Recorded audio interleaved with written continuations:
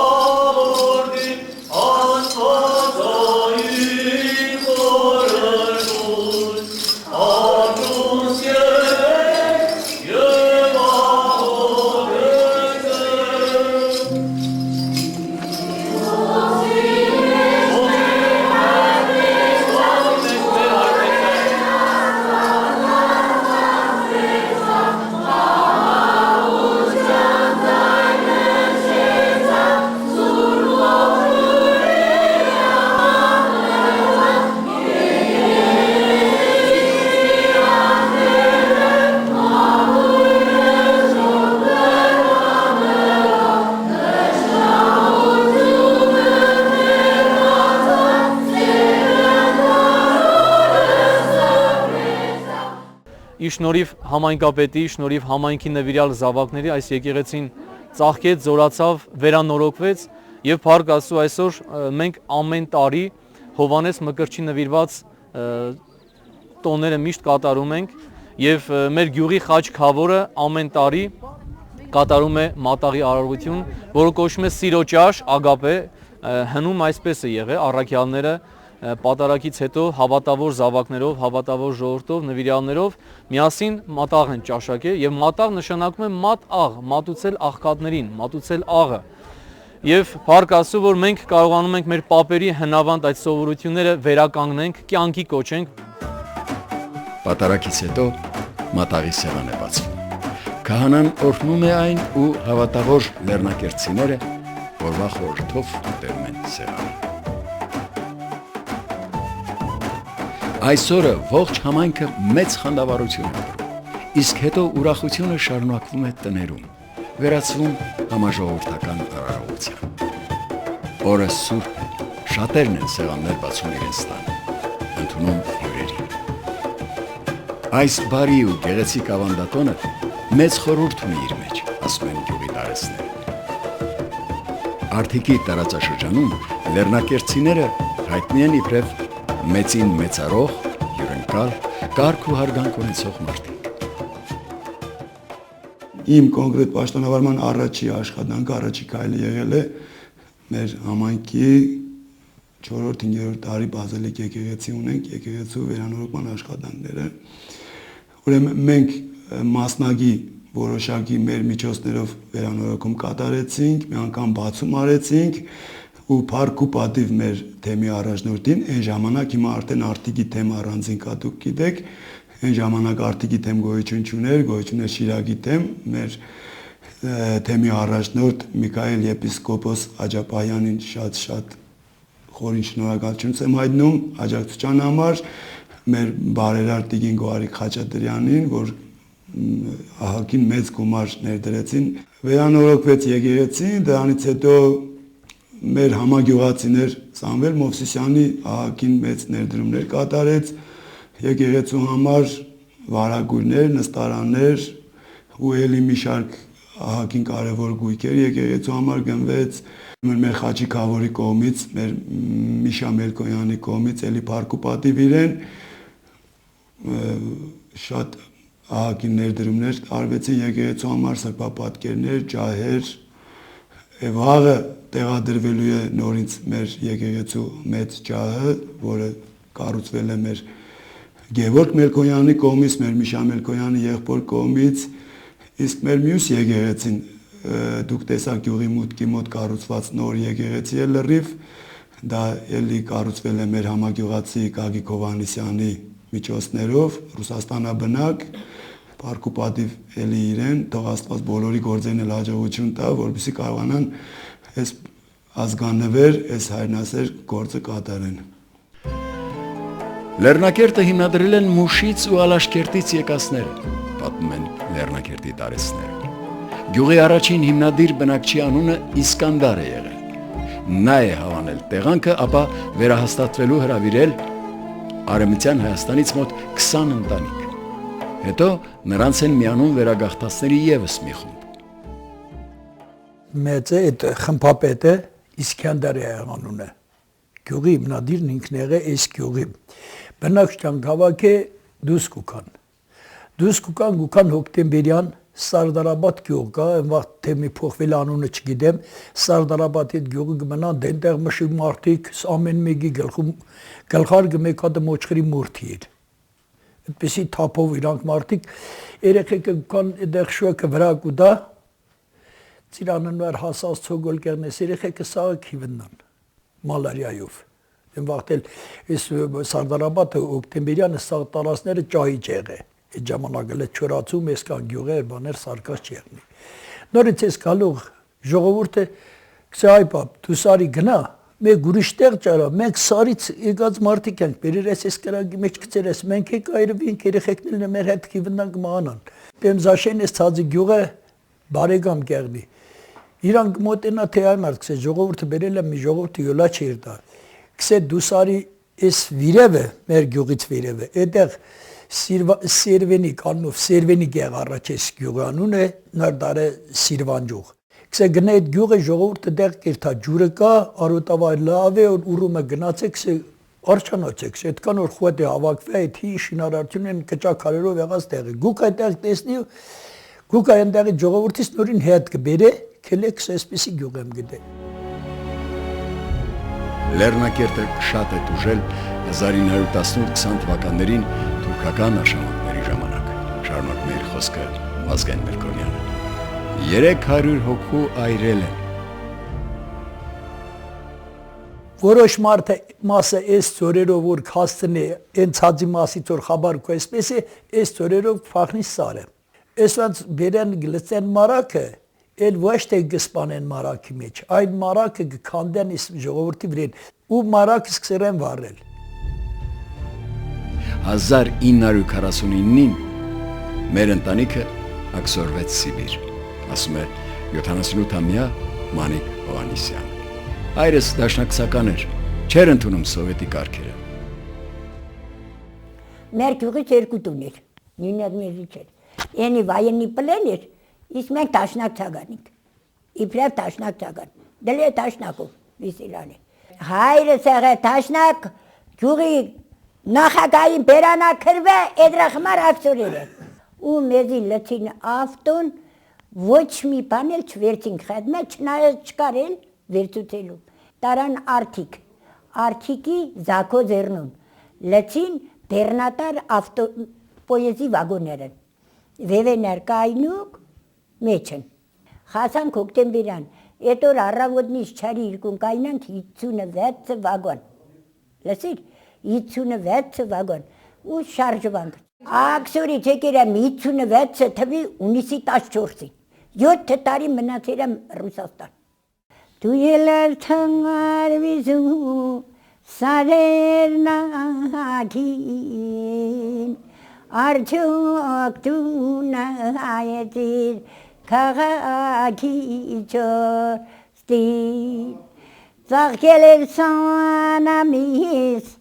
պարտեզն ու այգին, ասապարոն ինչպես տեսար սանամից։ Ներկայիս Լեռնակերտի վարչական տարածքը 3200 հեկտար է, որից 610-ը վարելահողեր են։ Ունի 315 ծուխ, 1540 բնակիչ։ Լեռնակերտում մշակվում է գարի, ցորեն, տնամերձերում կարտոֆիլ, բանջարեղեն։ Լեռնակերտում է, ինչպես Հայաստանի գրեթե բոլոր գյուղական համայնքներում, հողի կեսից ավելին չի մշակվում։ Աշխատատեղ չկա։ Ուստի եւ աշխատուժի մինչև 80%-ը ընտրել է արտագնա աշխատանքի ճանապարհը։ Գարնանը գնում են, խոր աշնանը վերադառնում։ Լեռնակերտում այժմ իրականացվում է հեռագնա առօրտների ջրարբիացման ծրագիրը, որը մինչ տարեվերջ իր ավարտին կհասնի։ Այն իրականացվում է Գյուղնախարարության զարգացման գրասենյակի ծրագրերի վարչության կողմից, Համաշխարհային բանկի եւ Համայնքապետարանի ընդհանուր ֆինանսավորմամբ։ Ջրարբիացվելու են առօրտները, մոտ 600-ից 700 հեկտար կդառնան ոռոգելի։ Տեղադրվելու են 4 խմոցներ առօրտներում։ Ծրագրի երկրորդ մաս որպես համայնքում ստեղծվելու է կաթի մթերման կայան։ Գյուղատնտեսությունը համաչափ պիտի զարգանա, ասում է Մովսես Մովսիսյանը։ Կոնկրետ մեր համայնքի համար վերոհիշյալ ծրագիրը շատ շահեկան ծրագիր է, սակայն միայն մեր համայնքի մասին չէ, որ ուզում եմ խոսել։ Ուշադրության են արժանի նաև անասնապահության ոլորտի հարցերը։ Ընդհանուր առմամբ այսօր գյուղատնտեսությունը շատ վատ վիճակում է գտնվում, այսօր համայնքի մոտավորապես հողատարածքների 50%-ը մնացել է, այսպես ասած, խոդարկ, դարձել է համայացը, դարձել է խոդարկ ու եթե նման տեմպերով շարունակվի կարող է մի քիչ էլ ավելանա այդ խոդարկների հեկտարները։ Որտեղ այսօր գյուղատնտեսությունը ապահովագրված չէ, մարդը իր աշխատանքի արդյունքը չի կարողանում տեսնի, ներդրված գումարները դժվարությամբ գոյնը իր ներդրված գումարը մարդը չի կարողանում հետ բերի, դրա համար էլ արդեն գյուղատնտեսությունը դարել է համայնքի համար անցանկալի աշխատանք զբաղմունք։ Ուղղակի շատերը ստիպված հողը չեն կարող թողնել, այսպես ասած, ամայի, մշակում են, վերջը անասուն են պահում, տնտեսություն են վարում, այստեղ շատ ավելի վատ է վիճակը, քան մենք պատկերացնում ենք։ Այսօր Լեռնակերտին էլ շատ դժգոհություններ ունի, շատ խնդիրներ ունի ու հատկապես գյուղը ապահովագրված չէ այս տարերային աղետից։ Պետք է լինի պետական ծրագիր կոնկրետ ուղղված այդ ոլորտին ու իմ կարծիքով երևի թե շուտով կլինի, որովհետև այսպես շարունակվել գյուղատնտեսություն պահել հնարավոր չի։ Ես մտածում եմ, որ շուտով իմ կարծիքով պետական մոտեցում կլինի ու բոլոր մարզերում էլ պետք է անպայման հակակարգտային կայաններ տեղադրվեն, որպեսզի գյուղացին կարողանա իր հողը մշակի եւ մշակացողից եկամուտ ստանա։ Իսկ այս պահի դրությամբ Արտիկի տարածաշրջանում մենակ Մեղրաշեն համայնքում կա հակակարգտային կայաններ։ Այսօր Հայաստանը դեռևս շատ է հեռու գյուղատնտեսական երկիր համարվելուց, նշում է Մովսես Մովսիսյանը։ Ճիշտ է, մենք բոլորս զբաղվում ենք գյուղատնտեսությամբ, բայց այսօր էական օգուտներ չենք ստանում գյուղատնտեսությունից, որովհետև ելի եմ ասում, պետական մոտեցումը կա, բայց դեռ այն աստիճանի չի հասել, որ գյուղացին լիարժեք կարողանա իր հողը մշակի եկամուտ ստանա։ Բայց դե Հայաստանի Հանրապետությունը պետք է դառնա գյուղատնտեսական երկիր, որովհետև մենք բոլորս գիտենք, մենք այստեղ ունենք արտոնաբերություն շատ քիչ, մի երկու գործարան գրեթե չկա, եղածն էլ բնապահպանական խնդիրներ են առաջացնում, էկոլոգիայի խնդիրներ են առաջացնում, բոլորիս համար է շատ հայտնի, շատ պարզ է, այսօր մենք պետք է բոլորս գյուղատնտեսությամբ զբաղվենք։ Մովսես Մովսիսյանը համայնքապետ է ընտրվել 2002 թվականին ու արդեն 4 անգամ վերընտրվել է։ Երևանի պետական համալսարանն ավարտելուց հետո ընդամենը 1 տարի աշխատեցի կապի բաժանմունքի պետ որպես։ Այնուհետև ընտրվեցի համայնքապետ ու կարելի ասել մինչև օրս իմ աշխատանքային գործունեությունը զուգահեռվեց հարազատ օրրանից զարգացման ընթացքին, ասում եմ։ իսկ համագյուղացիներն էլ 11 տարիների նրա աշխատանքային գործունեությունը գնահատելով նշում են. Մովսեսի շնորհիվ է, որ գյուղն այսօր առաջընթաց քայլեր է անում։ Նա կազմակերպչական ունակություններ ունեցող ղեկավար է եւ դրա շնորհիվ է, որ արտերկրում գտնվող շատ համագյուղացիների հետ մշտական կապը պահպանվում է։ Եվ պատահական չէ, որ գյուղի շատ եւ շատ ծրագրերում նրանք չեն զլանում ներդնել իրենց միջոցները։ Ճիշտ է, ներկա վիճակում այնքան էլ դյուրին բան չէ ծրագրեր իրականացնել։ 1000 տեղ են գնում, 1000 դուռ թակում, ասում է համայնքապետը։ Սակայն գլխավորն այն է, որ ի վերջո ստացվում։ Մեր բոլոր ծրագրերը ներդրումային արտասահմանյան կազմակերպությունների հետ համագործակցման արդյունք են եղել։ Համայնքը մենակ իզորու չէ, որովհետև սուղ են միջոցները։ Մի քանի գործեր էլ կան, իհարկե, կյանք են առել համայնքապետարանի եւ համագյուղացի բարերարների շնորհիվ։ Լեռնակերտցիները չունեին հայրենական պատերազմում զոհվածների հիշատակի հուշարձան։ Այն կառուցվեց ներկայիս համայնքապետի նախաձեռնությամբ մեծ հայրենականի 60-ամյակի արդիվ։ Հուշարձանը կառուցվեց համայնքապետարանի միջոցներով եւ համագյուղացի Մարտիրոս Միրոյանի օժանդակությամբ։ Այնուհետև տեղադրվեց Եղեռնի զոհերի հիշատակի խաչքար։ Գեղեցիկ հուշահամալիր կառուցվեց գյուղի մուտքի մոտ, որտեղ դրվեց եւ Արցախյան ազատամարտին իրենց նվիրումը բերած Լեռնակերտցի երկու նահատակների Մակիդոն Ավետիսյանի եւ Նյասնիկ Գասպարյանի հիշատակի խաչքարը 2011-ին եւ դարձյալ համայնքապետարանի միջոցներով։ Իսկ արծվի տեսքով քանդակը գյուղին է նվիրել զոհված ազատամարտիկներից մեկի Նյասնիկ Գասպարյանի եղբայրը։ Ինչ վերաբերում են ներհամայնքային նշանակության հարցերին, արկա բոլոր հարցերը ընդգրկված են համայնքի քարամյա ծրագրում։ Բայց եւ ընդհանուր առմամբ, եթե հաշվարկենք արված գործերով, Լեռնակերտը կարելի է ներհամայնքային քիչ խնդիրներ ունեցող համայնքների շարքում դասել։ Ներկայությամբ Լեռնակերտում խնդիր է մշակույթի տան ամբողջական նորոգումը։ Համայնքի քարամյա ծրագրում ներառված է նաև փողոցներում գիշերային լուսավորության ցանցի ընդլայնման, ներհամայնքային ճանապարհների վերանորոգման հարցերը։ Թեև պետք է ասել, որ ներհամայնքային շատ փողոցներ սալապատվել են։ Մոտավորապես գյուղի ներքին փողոցների 70%-ը նման տեսքի են։ 4500 մետր Պեմզաշենից մինչև Լեռնակերտ կենտրոնական ճանապարհը ասֆալտապատվել է։ Կառուցվել է 8500 մետր գազատար։ Գյուղը գազաֆիկացված է թեև, բայց կա ցանցի ընդլայնման հարց ծայրամասային փողոցների համար։ Բոլոր ծրագրերում, բացի ասֆալտապատումից, համայնքապետարանը պարտադիր մասնակից է եղել իր ներդրումով։ Քարամյա ծրագրում ներառված են նաև սոցիալական ծրագրեր կապված համայնքի կարիքավոր ընտանիքների հետ։ Ճիշտ է, համայնքապետարանը մեծ ֆինանսական ռեսուրսներ չունի, սակայն հնարավորինս փորձում ենք օգտակար լինել նաև անապահով ընտանիքներին, ասում է համայնքապետը։ Լեռնակերտում առաջնահերթ մտահոգությանը դպրոցի մարզադահլիճի վերանորոգումը։ Լեռնակերտի մանկապարտեզի շենքն է սա։ Սնունդ աշխատանքի դիմաց ծրագրով մեկ անգամ վերանորոգման ենթարկվել է այն, սակայն ունի ներքին հարդարման կարիք այս պահին, շարունակում է իր խոսքը համայնքապետը։ Այն 1980-ականների կառույց է։ Բնականաբար 30-40 տարիների կառույցը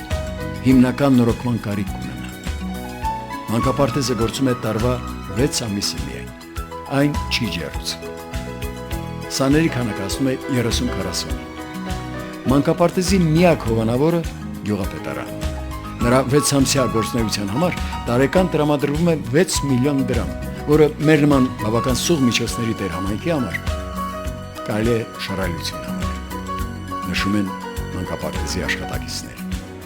Մանկապարտեզում հետաքրքիր է անցնում երեխաների առօրյա։ Փոքրիկների համար փոք չէ, թե իրենց նախակրթարանը կարիք ունի բարեկարգվելու։ Կարևորը, որ իրենք ուրախ են անցկացնում իրենց օրը։ Մի բան, որ ակնառու է նրանց տարեվերջյան այս հանդեսից։ Ահա այսպիսին էր Լեռնակերտ գյուղը։ Այստեղ ապրող մարդիկ, հերոսական ու իմաստուն։